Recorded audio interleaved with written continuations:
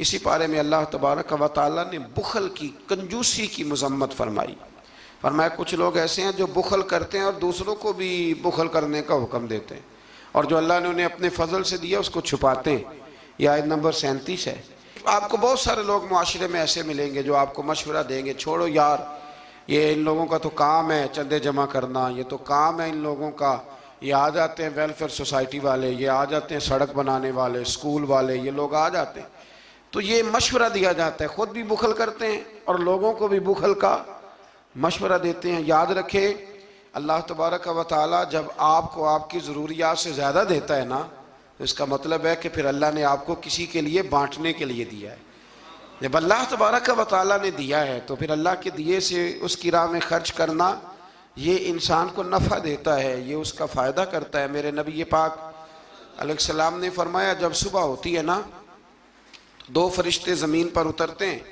ایک فرشتہ یہ کہتا ہے کہ اے اللہ سخی کو زیادہ عطا فرما، اور دوسرا کہتا ہے اللہ جو بخیل ہے نا، کنجوس ہے، ہونے کے باوجود خرچ نہیں کرتا، اللہ اسے روک لے، اسے عطا نہ فرما۔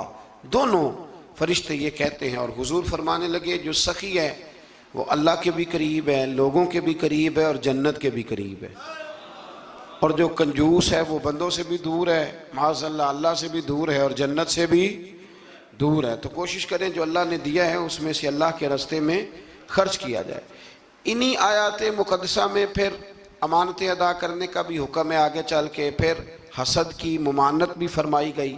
پھر ان لوگوں کو سمجھایا گیا کہ جو بلا وجہ لوگوں کو حاکموں تک لے جاتے ہیں، یعنی بلا وجہ کے مقدمات، بلا وجہ یہ جو ہمارے مالدار لوگ ہوتے ہیں انہوں نے تو ایک پکا وکیل رکھا ہوتا ہے مقدمے کرنے کے لیے، اس پہ بھی کر دو، اس پہ بھی کر دو، اس پہ بھی کر دو، الجھائے رکھتے۔ اور بغیر کسی سبب کے بعض لوگوں کی یہ عادت ہوتی ہے لوگوں کو تنگ کرنا، نوٹس بھیجتے رہنا۔ اللہ کریم نے ان آیات کے اندر منع فرمایا۔ 5ویں پارے کی سورہ نساء کی آیت نمبر 64 فرمایا وَمَا أَرْسَلْنَا مِن رَسُولٍ إِلَّا لِيُطَاعَ بِإِذْنِ اللَّهِ، فرمایا ہم نے جو رسول بھی دنیا میں بھیجے اس لیے بھیجے کہ ان کی اطاعت کی جائے، ان کی فرما برداری کی جائے۔ اور آگے ارشاد فرمایا وَلَوْ أَنَّهُمْ إِذْ ظَلَمُوا أَنفُسَهُمْ جَاءُوكَ، محبوب جب یہ لوگ اپنی جانوں پہ ظلم کر بیٹھے تو آپ کی بارگاہ میں حاضر ہو جائیں۔ وَلَوْ أَنَّهُمْ إِذْ ظَلَمُوا أَنفُسَهُمْ جَاءُوكَ، محبوب جب یہ اپنی جانوں پہ ظلم کریں تو آپ کی بارگاہ میں حاضر ہو جائیں۔ ظلم سے مراد جب گناہ کر بیٹھیں پھر کیا کریں؟ فَاسْتَغْفَرُ اللَّهَ، اللہ سے معافی مانگیں، وَاسْتَغْفَرَ لَهُمُ الرَّسُولُ، اور رسول بھی ان کی سفارش کر دیں، لَوَجَدُ اللَّهَ تَوَّابًا رَحِيمًا، تو یہ ضرور اللہ کو توبہ قبول کرنے والا اور رحم کرنے والا پائیں گے۔ تو یہ کون فرما رہا ہے؟ اللہ کریم کہ جب اپنی جان پہ ظلم کرو تو میرے محبوب کے دروازے پہ آ جاؤ، مجرم ہو تو منہ اشکوں سے دھوتے ہوئے آؤ، آؤ در تواب پہ روتے ہوئے آؤ، قرآن میں موجود ہے توبہ کا طریقہ، سرکار کی دہلیز سے ہوتے ہوئے آؤ۔ اب کچھ لوگ یہاں اپنی مرضی کی تشریح بھی کرتے ہیں، کچھ لوگوں کا مزاج بن جاتا ہے، وہ کہتے ہیں جی پہلے تو کہنے لگے کہ اس آیہ مبارکہ کے مفاہیم ہی کچھ اور ہیں، پھر جب امت نے زیادہ بیان کیا تو کہنے لگے یہ حضور کی حیات ظاہرہ تک تھی۔ تو میں نے کہا یہ کہاں لکھا ہوا ہے؟ قرآن مجید میں کہاں لکھا ہوا ہے؟ اللہ پاک نے تو مطلق کہہ دیا کہ جب بھی ظلم کرو تو میرے محبوب کی بارگاہ میں، چاہیے تھا نا کہ جو تشریح تم کر رہے ہو۔ اللہ کریم انہی الفاظ کے ساتھ بیان فرماتے کہ زندگی میں جانا بعد از وصال نہ جانا۔ تو جب اللہ کریم نے اس حکم کو مطلق رکھا، مسند امام احمد بن حنبل میں حدیث ہے، خلیفہ عبد الملک بن مروان کہتا ہے کہ میں رات کے وقت نا نبی کریم علیہ السلام کے روضہ اطہر کی طرف نکلا تو میں نے ایک شخص کو نا حضور کی قبر انور پر لیٹے ہوئے دیکھا، اور کس طرح لیٹے تھے کہ اپنے رخسار نبی پاک علیہ السلام کی قبر کے ساتھ وہ رگڑ رہے تھے۔ تو کہتے میں نے ان کو ٹھوکر ماری، میں نے کہا تمہیں پتہ ہے تم کیا کر رہے ہو؟ کہتے جب انہوں نے چہرہ اٹھایا تو میں حیران ہی ہو گیا کہ وہ عام آدمی نہیں، وہ تو حضرت ابو ایوب انصاری ہیں، اور کہنے لگے مجھے پتہ ہے میں کیا کر رہا ہوں، میں کسی بت اور پتھر کے پاس نہیں آیا، میں اپنے رسول کے پاس حاضر ہوا، حضرت ابو ایوب انصاری یہ انداز دیا ہے ہمیں صحابہ نے. حضرت مولا کائنات شیر خدا علی المرتضیٰ رضی اللہ تعالیٰ عنہ فرماتے ہیں حضور کے وصال کو تیسرا دن تھا. بڑی تکلیف تھی، بڑا غم تھا، دکھ ابھی تازہ تھا. میں حضور کی قبر انور سے تھوڑے سے فاصلے پر بیٹھا تھا. امام قرطبی نے اس کو لکھا ہے. تو کہتے ہیں ایک شخص آیا اور مجھ سے آ کے پوچھتا ہے کہ نبی پاک علیہ السلام کہاں ہیں.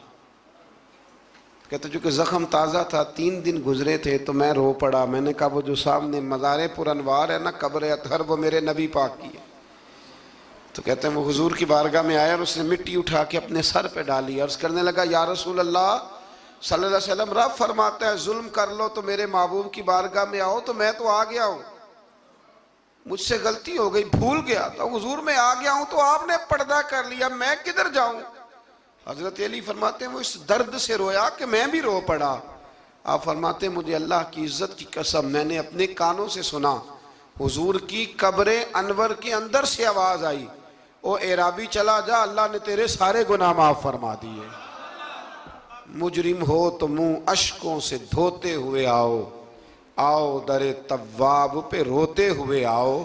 قرآن میں مذکور ہے توبہ کا طریقہ، پر سرکار کی دہلیز سے ہوتے ہوئے آؤ. اور پھر بالکل متصل اس سے آگے فرمایا فلا وربک لا یؤمنون حتی یحکموک فیما شجر بینہم. کیا انداز ہے. اور اس انداز کی یہ قرآن مجید میں شاید انفرادی آیت ہو. فرمایا محبوب مجھے تیرے رب کی قسم. عجیب انداز ہے نا قسم اٹھانے کا. اے محبوب مجھے تیرے رب کی قسم. یہ انوکھا انداز ہے قرآن مجید کا. فرمایا محبوب مجھے تیرے رب کی قسم، یہ لوگ اتنی دیر تک مومن نہیں ہو سکتے جب تک اپنی ہر بات میں تیرا فیصلہ قبول نہیں کر لیتے. بڑا معروف واقعہ ہے لیکن یہاں اس کا ذکر کرنا بھی بڑا ہی ضروری ہے. ایمان اور عقیدے کے لحاظ سے وہ اتنا زرخیز واقعہ ہے، اتنی خوبصورت ٹھنڈک ہے کہ جو دل کو، آنکھوں کو، کلیجے کو سکون دیتا ہے. ایک منافق کا اور ایک یہودی کا جھگڑا ہو گیا. وہ جو منافق تھا نا وہ کلمہ پڑھتا تھا. منافق کہتے ہیں اس کو ہیں جو اپنی زبان سے کلمہ پڑھے اور اندر اس نے نفاق چھپایا. وہ دونوں کا جھگڑا ہو گیا. نبی کریم علیہ السلام کی بارگاہ میں حاضر ہوئے تو حضور نے فیصلہ یہودی کے حق میں دیا، کلمہ گو کے حق میں نہیں دیا، اس منافق کے حق میں. وہ نہ کہنے لگا جی میں تو فیصلہ حضرت عمر سے کراؤں گا. وہ حضرت عمر فاروق کے پاس گئے اور جا کر کے کہا کہ یہ ہمارا معاملہ ہے تو فیصلہ کر دے. جناب عمر بات سننے لگے تھے کہ وہ یہودی بولا. کہنے لگا عمر ایک بات کا لحاظ کر لینا کہ نبی کریم کی بارگاہ میں یہ بات پہلے سے طے ہو چکی ہے اور حضور نے میرے حق میں فیصلہ دے دیا ہے، پر یہ کلمہ پڑھ کے کہتا ہے کہ میں نے عمر سے فیصلہ کرانا ہے. میں معاذ اللہ حضور کے فیصلے کو نہیں مانتا. جناب عمر فرمانے لگے بیٹھو پھر میں ابھی آیا. حضرت عمر اندر تشریف لے گئے اور تلوار لائے اور تلوار اٹھاتے ہی اس منافق کی گردن اتار دی. فرمایا جو میرے نبی کا فیصلہ نہ مانے عمر کی تلوار اس کا فیصلہ کر دیا کرتی ہے. شور ہو گیا جیسے آج لوگ شور کرتے ہیں، کلمہ گو کو ایسے کہہ دیا، کلمہ گو کو یہ. وہاں بھی شور ہو گیا کہ کلمہ گو مار دیا جی عمر نے، کلمہ پڑھنے والا مار دیا، کلمہ پڑھنے والا مار دیا، مسلمان مار دیا، وہ تو کلمہ پڑھتا تھا. جب بہت شور ہوا تو اللہ تعالیٰ نے قرآن مجید کی یہ آیت نازل فرمائی. فرمایا محبوب کون سا کلمہ اور کون سا اس کا ایمان؟ ایمان تو تب مکمل ہوگا جب تیرے فیصلے قبول کریں گے. کلمہ پڑھنے سے تھوڑی ایمان مکمل ہوگا جب تک تیرا فیصلہ ہی قبول نہیں کرتے. تو جس کا رب ہی ایمان قبول نہ کرے، لوگوں کو کیا ضرورت ہے شور کرنے کی کہ بڑا ایمان والا ہے. اللہ ہی جس کا ایمان قبول نہ کرے. تو میرے عزیز دوستو، اللہ تبارک و تعالیٰ نے آگے چل کے پھر اس گروہ کا ذکر بھی اسی سورہ مبارکہ میں اور اسی پارے میں بیان فرمایا جس گروہ کے رستے پر چلنے کی ہم ہر نماز میں دعا مانگتے ہیں. انعم اللہ علیہم من النبیین والصدیقین والشہداء والصالحین. فرمایا وہ جو تم ہر نماز میں کہتے ہو نا صراط الذین انعمت علیہم، تو انعام یافتہ لوگ اس سورہ مبارکہ نے آیت نمبر 69 میں بیان کیے. فرمایا وہ انبیاء ہیں، صدیقین ہیں، شہداء ہیں، صالحین ہیں. اور انداز دیکھیے کتنا شاندار ہے قرآن کا. فرمایا وَحَسُنَ أُولَئِكَ رَفِيقًا. فرمایا یہ کتنے اچھے ساتھی ہیں.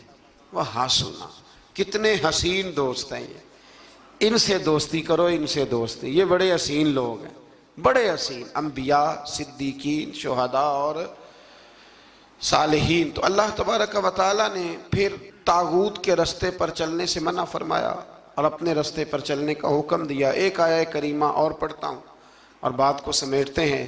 اسی قرآن مجید کی سورہ نساء میں، اسی پارے میں آیت نمبر 82 میں اللہ کریم نے قرآن کی، اسلام کی اور دین کی ایک اور صداقت کو بیان کیا۔ فرمایا افلا یتدبرون القرآن، کیا یہ لوگ قرآن میں غور نہیں کرتے، تدبر نہیں کرتے، توجہ نہیں کرتے قرآن میں؟ فرمایا وَلَوْ كَانَ مِنْ عِنْدِ غَيْرِ اللَّهِ، اگر یہ اللہ کے علاوہ کسی اور کی طرف سے ہوتا، لَوَجَدُوا فِيهِ اختلافاً كَثِيرًا، تو یہ اس میں بڑا سخت اختلاف پاتے، یہ اس میں پاتے کہ بہت ساری جگہوں پہ متضاد باتیں ہیں، کہیں کچھ کہا جا رہا ہے اور کہیں کچھ کہا جا رہا ہے۔ قرآن مجید ایک دم نہیں آیا، جو کتاب ایک دم لکھی جاتی ہے نا اس میں اختلاف نہیں ہوتا، 23 سالوں میں آیا ہے۔ لیکن جو بات پہلے دن بیان ہو رہی تھی غار حرا میں، آخری دن حجت الوداع میں بھی وہی بات بیان ہو رہی ہے، تو سمجھ لیں کہ جب 23 سالوں کے اندر ایک جملے کا، ایک فکرے کا تضاد قرآن میں نہیں آیا تو پھر یہ کسی غیر کا کلام نہیں، یہ اللہ ہی کا کلام ہے۔ تو قرآن مجید میں الحمد سے لے کر والناس تک کسی بات میں کوئی تضاد نہیں۔ آج بھی کئی کتابیں بڑے بڑے زبردست لوگ لکھتے ہیں، بڑے بڑے اچھے ادیب لکھتے ہیں، بڑے بہترین صاف ستھرے قلم والے لوگ جن کو شستہ لکھنا آتا ہے، صاف ستھرا لکھتے ہیں، شعر و شاعری سے ان کا اچھا شغف ہوتا ہے، لیکن ان کے نظریے کی کئی دفعہ سمجھ نہیں آتی، پہلے صفحے پہ کچھ اور کہہ رہے ہوتے ہیں، بیچ میں جا کے وہ لفظوں کا ہیر پھیر تو ٹھیک ہوتا ہے لیکن جملوں کی کوئی ترتیب نہیں ہوتی۔ بڑے بڑے عمدہ لوگ آپ کو ملیں گے کہ ان کی باتوں میں تضاد ہوتا ہے، گفتگو کے اندر بہت ساری چیزیں آپ کو ایسی مل جاتی ہیں، کیونکہ کمزور ہے نا، انسان ہے، انسان کبھی کچھ کہتا ہے اور کبھی کچھ کہتا ہے۔ اس لیے انسان کی اور رب کریم کی تخلیق اور گفتگو میں بڑا فرق ہے۔ حضرت حکیم الامت مفتی احمد یار خان صاحب نعیمی رحمۃ اللہ علیہ نے یہاں ایک بات بڑی شاندار بیان فرمائی۔ آپ فرماتے ہیں کہ انسان نے ٹرین تو بنا لی ہے پر کوئی انسان چیونٹی نہیں بنا سکا۔ ٹرین بڑی ہوتی ہے نا، بلکہ بہت بڑی ہوتی ہے، اور چیونٹی اس کے مقابلے میں چھوٹی ہوتی ہے۔ تو فرماتے ہیں کہ ٹرین بنا لی ہے پر آج تک کوئی بندہ چیونٹی، فرمانے لگے بڑے بڑے اس نے بلب بنا لیے، لائٹیں بنا لی، بڑا کچھ کر لیا، پر جگنو بنا سکا؟ جگنو بڑا چھوٹا ہوتا ہے، تو اس نے بڑا کچھ بنا لیا ہے پر جگنو نہیں بنا سکا۔ تو سمجھ میں یہ بات آتی ہے، شعور میں یہ بات بیٹھتی ہے کہ اللہ کی تخلیق صرف اللہ ہی کی ہے۔ کسی بندے کی تخلیق، حالانکہ وہ بھی اللہ کی دی ہوئی عقل سے کچھ تخلیق کرتا ہے، اگر کرتا ہے اللہ کے دی ہوئی طاقت سے کرتا ہے، لیکن رب کریم کی تخلیق کے قریب قریب بھی کوئی چیز جا سکتی۔ تو اگر ہمیں بندوں کا کلام بڑا فائدہ دیتا ہے، حضرت میاں محمد بخش صاحب رحمۃ اللہ علیہ کا کلام پڑھا جائے، چونکہ ہمیں سمجھ آتی ہے تو اس کا سحر طاری ہو جاتا ہے۔ اسی طریقے سے اگر کوئی اچھا باعمل عالم گفتگو کرے تو دل پہ بات اثر کرتی ہے، اور میرے رسول کریم اگر کلام فرمائیں تو حضرت انس بن مالک فرماتے ہیں حضور گفتگو کرتے تھے قیامت کے بارے میں، تو لگتا تھا اٹھ کے باہر جائیں گے تو قیامت آ جائے گی۔ تو یہ ساری باتیں اگر اثر رکھتی ہیں تو پھر بتائیے اللہ کا قرآن کتنا اثر رکھتا ہے۔ اس میں تدبر کریں، اس میں غور کریں، اس میں فکر کریں، تو انشاءاللہ اللہ تبارک و تعالی بہت سارے راستے آسان کرے گا۔ اللہ سمجھنے کی توفیق عطا فرمائے۔ آخر دعوانا